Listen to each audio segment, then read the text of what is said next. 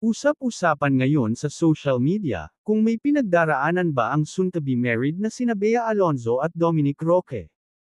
Ito ay matapos mapansin ng ilang netizens, ang di umano'y hindi pagsusuot ng kapuso actress ng kanyang engagement ring. Ilang okasyon ang dinaluhan ng aktres, na hindi niya suot ang singsing.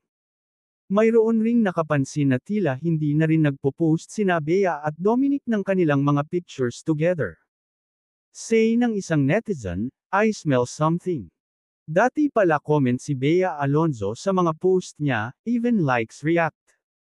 Pero this past few days or weeks wala na.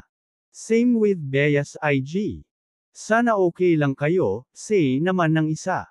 Bukod pa rito, hindi rin present ang aktres sa ipinakitang larawan ni Dominic, noong i-celebrate nila ang kaarawan ng kanyang mommy.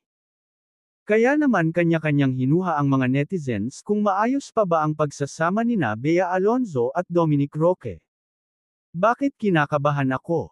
They are not clicking likes to each other's post anymore," obserbasyon ng isang netizen. Comment naman ng isang netizen, "Bakit di nasuot ang engagement ring?" Base rin sa mga nabasa naming komento ng netizens ay namimimiss nilang magkasama sina Bea at Dom at ang iba naman ay nagsabing hiwalay na sila.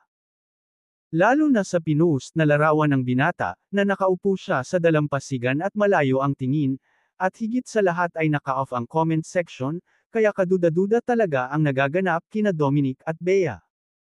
Isa pang nagpalinaw sa mga marites o mahilig sa chismis, ang isinagot raw ng aktres nang tanungin siya kung kailan ang kasal at kung ano ang plano. Pero nagulat ang mga nakarinig sa sagot ng aktres na, wala pang plano. Parang dapat lalaki ang nagpaplano. "Alam mo wala pa talaga, so I can't tell you anything just yet."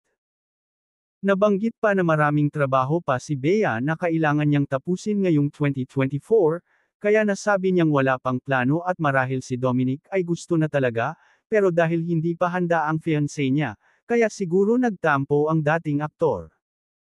Matatanda ang kamakailan lang ng ibahagi ng Kapuso star sa kanyang vlog, ang kanilang naging travel sa Japan, kung saan binisita nila ang Mount Moiwa na nasa Sapporo.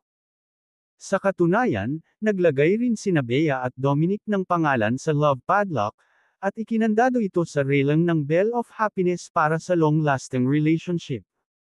Samantala, makikita naman sa comment section, na maraming netizens ang nag-alala, na baka hindi na nga matutuloy ang kasal nina Bea at Dom.